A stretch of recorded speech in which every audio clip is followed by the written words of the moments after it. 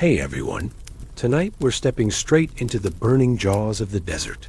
And I should warn you, you probably won't survive this. The light is so fierce, it feels like the sun itself is trying to erase you. The sand reflecting back every cruel ray until your eyes sting and your lips crack. The desert is not a place that forgives mistakes.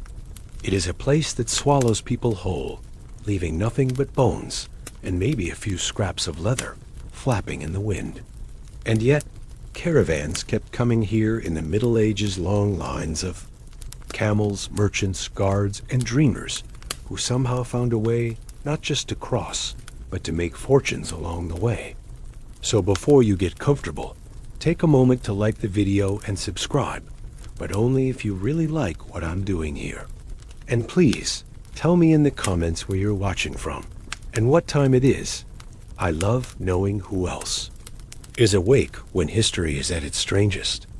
Now, turn down the lights, turn on the fan to some soothing music, and let's get going tonight. You are standing at the edge of a caravan about to leave, the air thick with the smell of camels and humans, packed too closely together. There's something unsettling about the silence between shouts. You can hear the clinking of metal pots, the grunt of animals, and the rustle of fabrics as merchants adjust their turbans and tie their veils tight against the grit. The desert is endless ahead, nothing but a blank scroll waiting to be written. On, and yet every wrinkle in the sand hides a secret. Someone tells you that if you don't tie your sandals the right way, the desert will find a way to punish you for it. Another leans close and whispers that you should smear camel dung on your neck to ward off scorpion stings. It's hard to tell if they're serious, but the way they grin doesn't reassure you. The first step into the sand feels heavier than expected. The ground gives way like a living creature, swallowing your foot as if testing your resolve. Behind you, the marketplace still bustles, with stalls full of bright spices, saffron, pepper, cinnamon, and the smell lingers as though mocking you. You'll soon trade that aroma for sweat, leather, and dust. Historians still debate whether the caravans truly relied on bizarre tricks to survive, or whether these were tales invented later to terrify inexperienced travelers. Either way, when someone tells you to carry a small mirror to scare off djinn that haunt the dunes, you don't laugh. You slip one into your pouch dot as the sun climbs higher. The heat becomes almost unbearable. It's not like walking under the summer sun back home. This heat gnaws at your skin, leaches water from your bones, and leaves your thoughts sticky and slow. The camels sway ahead, their long legs cutting through the dunes as if they know a secret path, and you start to realize why people called them the ships of the desert. Guard riding beside you leans down and says, "Don't trust the horizon. It lies." You blink and look ahead, and sure enough, there's a shimmer of blue that looks like water. For a moment, your body aches with hope, but then you remember the stories of mirages, and your throat feels even drier than before. The jokes keep you alive, though. Someone remarks that a camel's flatulence is the desert's real warning system, and the group chuckles, half delirious already. Another insists that if you hum too loudly, you'll attract sand spirits who hate music. You want to dismiss it, but the wind seems to whistle back at you, echoing like a voice too far away to place. You grip your water skin a little tighter, though you're told not to drink too quickly. Survival here isn't about hoarding resources. It's about pacing step, breath, sip, joke, step again. The truth is, every mile feels like a gamble. You wonder if the talismans tied around necks, the little pouches of herbs sewn into belts, really protect anyone. Still, in this place, belief itself is a survival tool. When the sand stretches wider than your imagination, and the sun presses on you like a smith's hammer, even nonsense becomes precious. Somewhere in this, you realize the secret isn't about endurance alone. It's about learning to believe.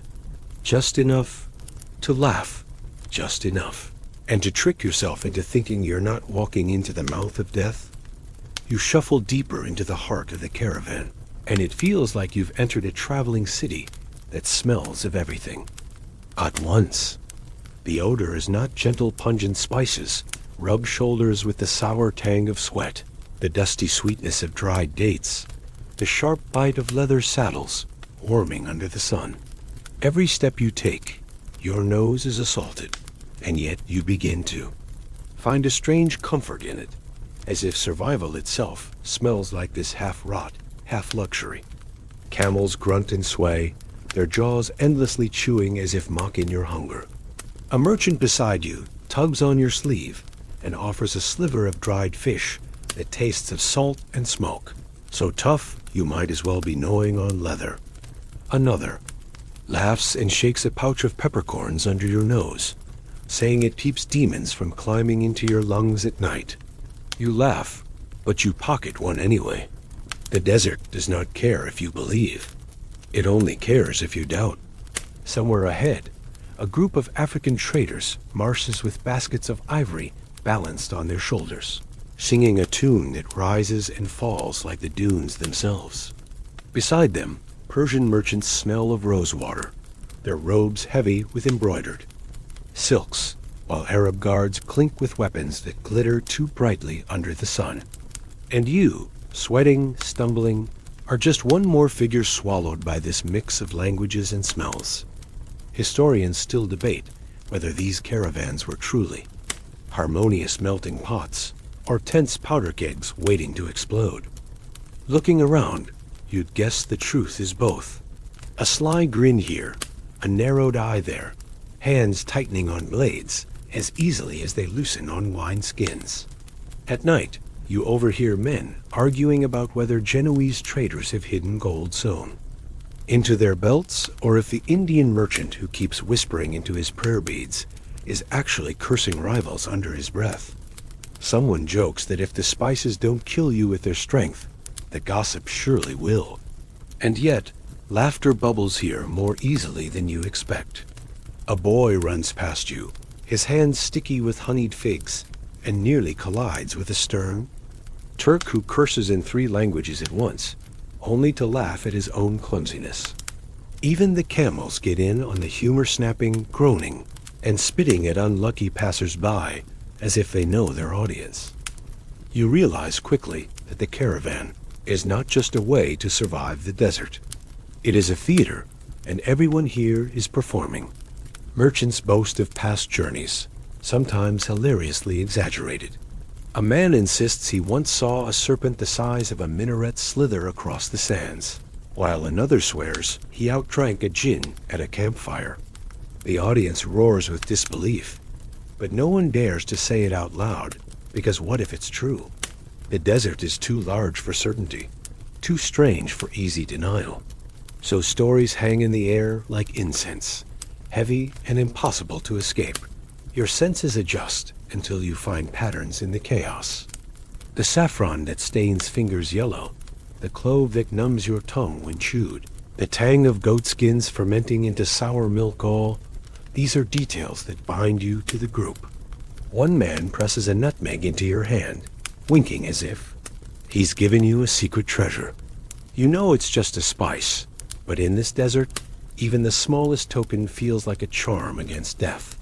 Later, when you trip and fall face first into the sand, that nutmeg rolls out of your pouch, and you swear the whole caravan stops breathing until you brush it off and tuck it back into place.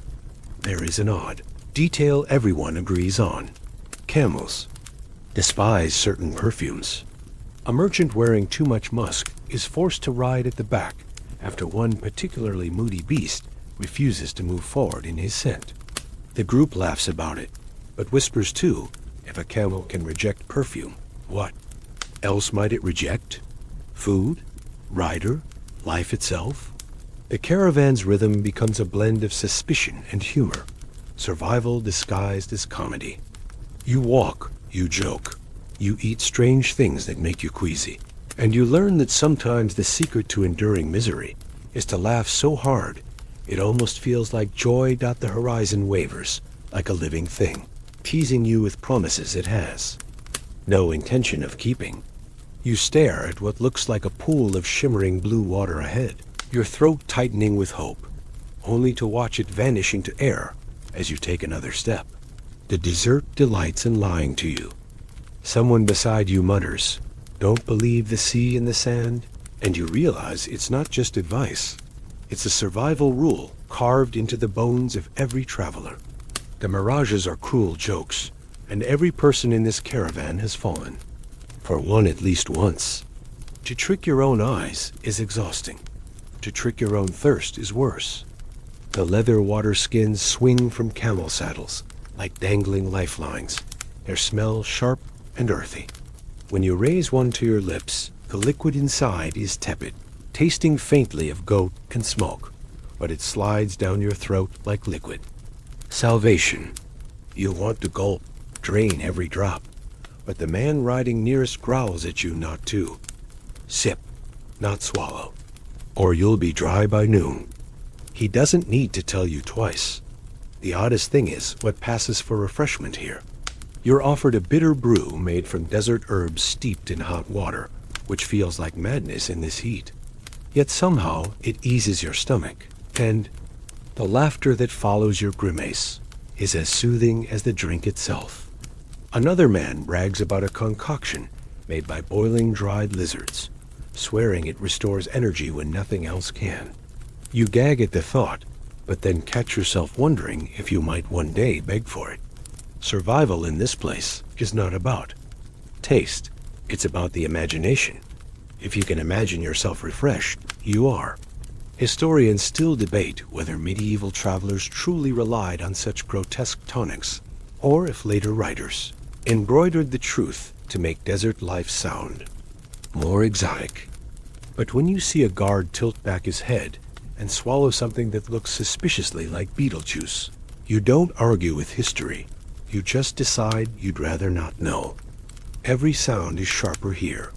The crunch of your sandals in the sand, the creak of the wooden water yokes, the hollow rattle of empty flasks. The sun pounds against your skull like a drumbeat, and you catch yourself measuring time in steps rather than minutes. You begin to understand why people told stories of madness overtaking travelers who stared too long at the mirage. One legend whispers that a caravan once chased the same mirage for 3 days, until only bones were left behind. Another insists that mirages are the work of djinn, showing false rivers to lure greedy humans to their deaths. You glance again at the wavering blue in the distance, and almost swear you hear laughter riding on the wind. And yet, humor still clings stubbornly to life here. A boy waddles past you with a waterskin twice his size, bragging that he's stronger than 10 men because he hasn't spilled a drop, only to trip and soak his tunic completely. The caravan howls with laughter, and even you can't help chuckling despite your dry throat. Someone else pretends to collapse dramatically from thirst, then pulls a date from his sleeve, as if it's treasure stolen from the gods. These jokes don't quench thirst, but they distract the mind, which in a desert is almost the same thing. There are tricks, too, whispered like forbidden spells. A merchant tells you to hold a small pebble under your tongue, convincing your body you're swallowing moisture. Another advises breathing through a cloth soaked lightly in water so that every breath feels cooler. You try it, and it works, at least for a moment. Perhaps the strangest is a warning that you must never dream of rain in the desert. If you do, you'll wake thirstier than before, and your body might not forgive you. You're not sure if that's science or superstition, but you decide not to test it. The day drags, the horizon keeps lying, and the thirst keeps returning like an enemy you can never quite kill. But by evening, as the sun slips lower and the mirages fade, you realize you're still alive. That's the true miracle, not the tricks, not the herbs, not even the beetle brews, but the fact that somehow, against the desert's will, you're still breathing, still walking, still laughing at jokes that shouldn't be funny. The secret, you suspect, is not to conquer the thirst, but to learn how to live with it.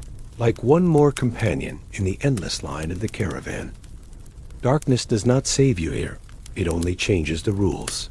When the sun finally bleeds out across the horizon and the desert cools into indigo shadow, you expect relief, but what comes instead is another kind of danger. The air bites cold. The sand crunches like broken glass, and every sound feels sharper, closer, as if the desert itself has been holding its breath all day just to whisper at night. Fires spring up in little circles across the camp. Tiny islands of warmth in a sea of black, and you huddle near one, trying to decide which is worse, the searing heat of noon or the knife-edge chill of midnight. The scorpions come out now, sliding across the sand like living needles, their bodies glowing faintly in the firelight. A guard spears one with a stick and tosses it into the flames, and the hiss it makes is uncomfortably human. Someone mutters that if you hear a scorpion scream, you'll never wake again. And suddenly, no one wants to sleep. The bandits are worse, though.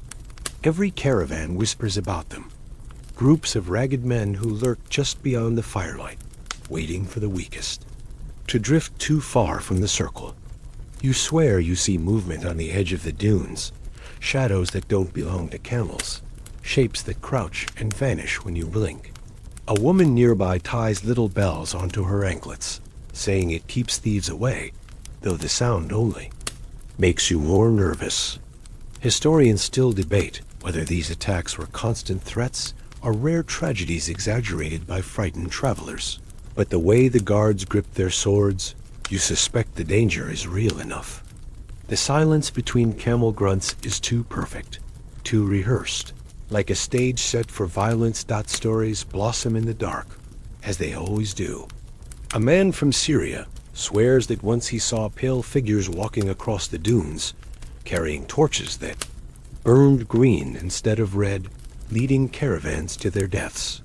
Another claims the desert is haunted by the ghosts of travelers who never found their way back, their whispers carried on the wind to confuse you. You want to laugh it off, but then the fire flickers strangely, and for an instant you almost see a face in the smoke. The group grows quiet, and the crackle of flames sounds like someone breathing. A child cries until his mother presses a blue bead into his hand, muttering charms under her breath. Whether it's magic or comfort, the boy falls silent. Odd details creep in like unwanted guests. You notice that no one will whistle at night. When you ask why, the answer is a nervous chuckle and the claim that whistling invites spirits to sit at the fire. One man demonstrates by puckering his lips, but another slaps his hand down and warns him never to try it. The fear in his eyes convinces you. Instead, the caravan sings soft, low songs, meant more to keep silence at bay than to entertain. The melodies drift upward like smoke, fragile threads against the enormous emptiness above. You find yourself humming too, because the alternative listening to the desert breathe is unbearable. Humor, of course, still finds its way in, stubborn as a weed in the sand. One guard tells a story about a thief who tried to steal a camel, but got spat on so hard he fell off the animal and broke his leg. Another insists the real danger at night isn't scorpions or bandits, but the way camels snore. Sure enough, a beast nearby lets out a guttural roar that sounds like a demon choking on smoke, and half the camp bursts into laughter even as the others flinch. The desert teaches you quickly. If you can't laugh, you'll drown in fear. And so you sit there, wrapped in a blanket that smells of sweat and ash, watching the fire spit sparks into the black sky. Every gust of wind feels like a hand brushing your shoulder, every distant crunch of sand like footsteps you can't see. You understand now why caravans cling so tightly together, not just for safety, but for sanity. The fire is a shield, the circle of bodies a fortress, and the stories a wall against the dark. You may not believe in spirits, but when you finally close your eyes, you whisper a charm under your breath anyway, because here in the desert, Belief is another name for survival. Morning brings a sound stranger than the wind. The low, guttural complaints of camels waking up. They groan like old men, snort like drunks, and glare at you with eyes that seem far too human for comfort. You quickly realize that in this caravan, camels are not just beasts of burden, they are the pulse of survival itself. Without them, you wouldn't last a single day, and everyone knows it. That knowledge creates a kind of reverence, though it's laced with frustration. Someone mutters that camels are the only creatures in the world that can hate you and save you at the same time. You find yourself staring at their awkward humps swaying against the sunrise and thinking they look like lopsided ships. Yet every step they take drags you closer to life instead of death. The oddest thing is the way people talk about them, not as animals, but as conspirators in some ancient pact. One man insists camels can smell fear, and another swears they can detect betrayal. If a liar rides one, the animal will buck them straight into the sand. You laugh, but a merchant is thrown from his saddle later in the day. The whispering starts immediately. Was it clumsiness or justice? Historians still debate whether these legends grew from truth or desperation. But standing here, watching, the animals chew with infuriating calm, while your lips crack from thirst, you understand why myths were born. Camels drink once and walk for days, while you sip constantly and still feel empty. They carry bales of silk, ivory, and grain. There, step steady while your legs ache. To believe they know more than you is easier than admitting you know nothing. Some even treat the camels as holy. A Persian trader touches the head of each beast before setting off, whispering a blessing in its ear. Another ties blue beads into the animal's reins, claiming it wards off envy. Oddest of all, a woman sprinkles camel milk on the sand at dawn, saying it feeds the spirits that guide the herd. You want to scoff, but when a sudden dust storm rises and the animals kneel calmly instead of fleeing, you wonder if maybe she's right. Of course, not every superstition is noble. A boy teases a camel with a fig and yanks it away, and the beast spits on him so thoroughly he smells rancid for hours.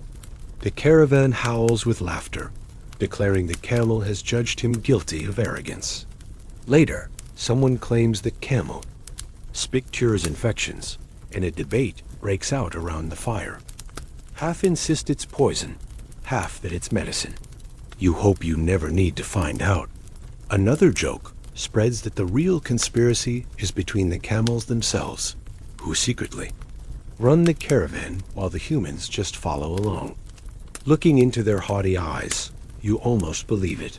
The practical lessons are stranger still.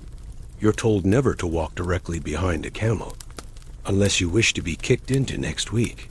You're warned not to let your water skin smell of onions, because camels despise it and might refuse to move. And there's the trick with their milk. Sour, salty, but nourishing enough to keep you alive when food runs out. Guard presses a cup into your hand, daring you to try it. The taste is sharp, but after swallowing, you feel stronger. Maybe it's imagination, or maybe the conspiracy is real that camels carry not only your body, but your hope. At night, the stories grow more elaborate. A merchant recalls a caravan where a camel supposedly refused to kneel until a thief confessed to stealing gold. Another claims he once saw a camel weep at the death of its master, standing vigil for hours while the desert winds howled. The others nod as if this is ordinary, and you realize the line between truth and myth is irrelevant here. What matters is that the animals are woven into every survival trick, every superstition, every whispered prayer. Without them, you're just a shadow waiting to be erased by the dunes.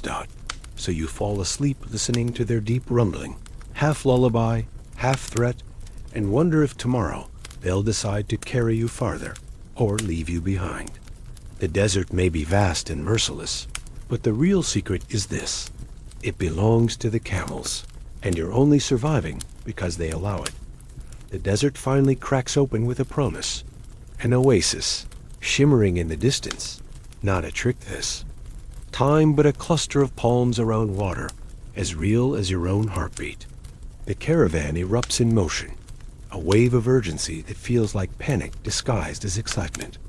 As you draw closer, the sounds multiply, traders shouting in half a dozen languages, camels grumbling, children laughing with relief, and the splash of hooves in shallow pools. The oasis is not just a rest stop. It is a bazaar carved into the sand, a place where survival becomes commerce. Merchants spread carpets across the ground and pile them high with goods. Bolts of silk that shimmer like molten water, jars of honey sealed with wax, blades from Damascus that glint wickedly in the sun. Others hawk stranger wares, tiny bottles of desert medicine, carved amulets said to repel curses, powders to keep the sun from burning your skin. You wander among them, clutching your pouch, knowing that in this place, every deal could be a miracle or a trap. Historians still debate how central these desert bazaars were to the survival of caravans, whether they were essential lifelines or opportunistic distractions. But from where you stand, the answer feels obvious. Without these stops, no one would endure. A man sells dried meat, hard as bone, but worth its weight in gold. Another offers wine, sour but intoxicating enough to make the cold nights bearable. Someone even tries to sell you a tooth he claims belonged to a lion, guaranteed to keep bandits away. You nearly laugh until you realize others are bidding seriously. It strikes you that in the desert, value is less about truth and more about belief. If someone thinks a charm will keep their camel alive, then it will fetch a higher price than any silk. The crowd is thick with suspicion. Hands linger too long on purses. Eyes dart from one merchant to the next, and you can almost feel the invisible currents of deceit running beneath the surface. A pair of men trade silk for spices, but you catch the subtle hand signal that suggests another, darker bargain has been made. At one stall, two guards argue in low tones over whether the weapons on offer are genuine steel or brittle imitations. You realize quickly that double crosses thrive here, and every smile hides a blade. The oddest detail is the use of coded phrases. One merchant greets another by asking if his camels have sung today, and suddenly the price of his goods shifts, as if the words themselves unlock a hidden deal. You wish you knew the code, but perhaps ignorance keeps you alive. Amid all the chaos, there is laughter too. A man juggling baits draws a crowd, only to drop one into the sand and pretend it's worth more because it absorbed the wisdom of the desert. Another sings loudly about his figs being so sweet that even scorpions dance for them. And to your horror, people actually buy. Humor, you realize, is another currency here. It oils the gears of survival just as much as gold. You pause by a well where men lower buckets with a reverence usually reserved for temples. The water smells faintly of minerals, warm to the touch. But it is life itself, and cups of it trade hands like treasure. A child offers you a sip from her wooden bowl, and you give her a dried nut in return.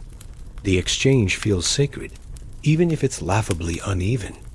Around you, shadows grow long, and torches flare to life, bathing the market in gold and smoke. The oasis transforms into something theatrical. Voices rising, bargains sealed with laughter, lies hidden in shadows.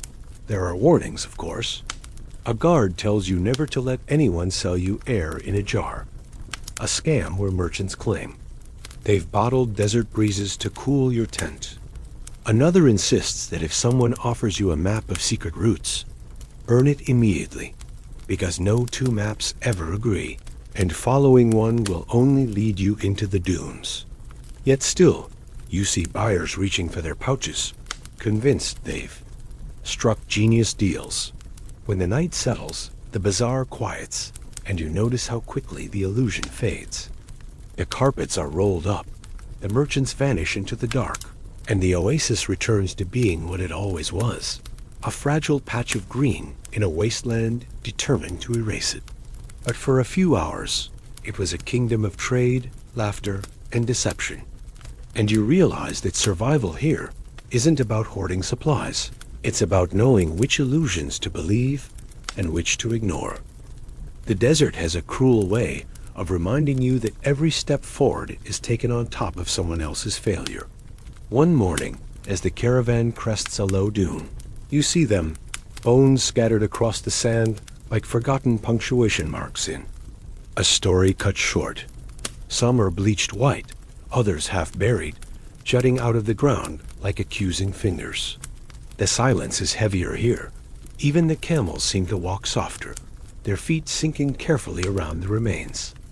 A merchant mutters that these were travelers who ignored the warnings, and someone else adds that the desert remembers every mistake. You crouch to look closer and notice a fragment of jewelry glinting among the sand, a bracelet twisted but still clinging to its shape. It feels like touching a ghost. You slide it back into the dunes, unsure if you're paying respect or simply afraid of what might follow you if you don't. Historians still debate whether such sites were common graveyards of caravans or isolated. Tragedies turned into legends, but standing here, it doesn't feel like history. It feels immediate, like the desert is showing you its trophies. The oddest detail is that some bones are piled neatly, as though survivors had tried to build a cairn but never finished. The half-formed mound looks like a sentence cut short, and the unfinished gesture chills you more than the bones themselves. Someone says it's bad luck to count the skulls, because if you reach the wrong number, you'll join them by sunset. You stop counting after 3 dots, and yet death does not silence the desert's humor. A guard whispers loudly that one skeleton still owes him money from a dice game, and the caravan bursts into uneasy laughter. Another points to a camel skull and swears it looks like his mother-in-law. And even in the shadow of tragedy, chuckles ripple through the group. You realize laughter isn't disrespect here, it's survival. If you can laugh at bones, then maybe you can walk past them without joining their story dot as the caravan moves on. You stumble across other fragments. A broken ceramic jar painted, with faded patterns, a rusted dagger that crumbles at your touch, a wooden comb with teeth snapped like a smile, missing half its mouth. Each relic tells a story, or at least whispers one you'll never fully hear. A woman picks up the comb and presses it to her hair, joking that even ghosts appreciate style, and the caravan roars. Still, when she tosses it back into the sand, she mutters a prayer under her breath. Belief is cheap, but ignoring it might cost too much. One tale circulates quickly, that sometimes the desert itself rearranges the bones, moving them at night so no one can map where death has been. A boy swears he saw a ribcage shift under moonlight, and though no one believes him, everyone avoids looking back after dark. You wonder if maybe the sand does move things, erasing and rewriting history like a careless scribe. What frightens you more is the idea that the desert isn't careless at all, that it knows exactly what story it's writing, and you're walking. Across its pages, an elder merchant tells you about a caravan that vanished 50 years ago, leaving only a trail of ornaments and a single intact tent pole. Some say they were swallowed by a sandstorm. Others insist they were lured away by false stars, conjured by djinn. The debate grows heated, with arguments flying faster than the wind. One man insists sandstorms can erase entire camps in minutes, while another shakes his head and says storms can't explain why their goods were never found. The truth, like the desert itself, refuses to settle. The bones fade into the distance, but the image stays with you, the silent reminder that survival is never guaranteed, that every laugh, every sip of water, every step could be your last. Yet you keep walking, because what else can you do? The secret to the desert is not ignoring death, but learning to walk beside it, to greet its bones like familiar neighbors, and keep moving anyway. At last, the desert begins to thin, and for the first time in what feels like centuries, you catch a glimpse of green beyond the horizon. Tiny tufts at first, stubborn weeds poking through the sand, then clusters of grass, and finally, fields that roll out like a miracle painted in earth tones. The caravan exhales as one, a long, ragged breath you didn't know you were holding. The camels lift their heads higher, the traders quicken their pace, and you feel the entire group shift from survival to something new, something like triumph. Yet the strangest part is that victory does not feel like an ending. Instead, it feels like stepping through a veil, carrying the desert with you in every grain of sand, still clinging to your clothes. You can smell life again, moist soil, blooming herbs, and smoke from distant hearths. But your skin remembers the sting of the wind. Your throat still carries the echo of thirst, and your ears still wait for the hiss of scorpions in the dark. Historians still debate whether crossing the desert was truly worth it, whether the silk, the ivory, the spices, and the stories justified the risk of losing so many to heat and hunger. Some argue that without these routes, empires would never have flourished. Others say the cost in lives outweighs the glitter of any treasure. But as you walk into fertile land, watching farmers plow with oxen and children, chasing chickens through narrow lanes, you understand that for those who survived, the desert was not just a test, it was a teacher. The odd detail is how quickly the caravan shifts from reverence to routine. Moments ago, you were whispering charms and fearing bandits in the dunes. And now men argue loudly about prices. Children tug at their mothers' veils, and a camel spits on a farmer's cart as if nothing extraordinary has happened at all. Still, the desert lingers in the stories you carry. You remember the boy who tripped with his water skin, the woman who sprinkled milk on the sand, the laughter around bones, the whispered warning not to whistle at night. You remember the mirage that almost convinced you of water, and the camel that seemed to judge a man guilty without trial. You remember the markets at the oasis, where lies and truths traded at the same price. And most of all, you remember the silence, that vast, terrifying quiet that taught you more about yourself than any city ever could. Survival here was never just about food or water.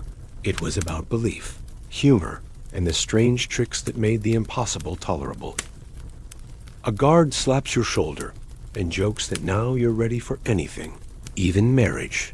The caravan bursts into laughter, and you realize that humor has become the glue binding you all together. Without it, the desert would have crushed you long ago. You smile, even as your bones ache, because you know he's right. The desert has changed you, rewired. You no longer see camels as beasts or bones as relics, or even thirst as an enemy. They are all part of a rhythm, a secret code of endurance that you've been decoding step by step, laugh by laugh, lie by lie. The fields widen, the air softens, and your body relaxes against the promise of shade. But in your mind, the desert never ends. You carry it like a shadow, a teacher that whispers jokes and threats in equal measure. Perhaps that is the true secret, not to conquer the desert, but to let it write itself into you, grain by grain, until you are as much a part of it as the dunes themselves. Now, let go of the weight of the sand, the sting of thirst, the echo of footsteps in the dark. Imagine the desert fading into soft colors, the fires dying down into gentle embers, and the bones turning into harmless shapes, lost in the distance. Slow your breathing. Lengthen each exhale. Let the wind become a lullaby instead of a warning. You are safe now, wrapped in the calm of fertile fields, your body heavy, your thoughts blurred at the edges like the horizon after rain. Let the final image soften until it slips away and drift into sleep as quietly as the desert night itself. End of script. Good night.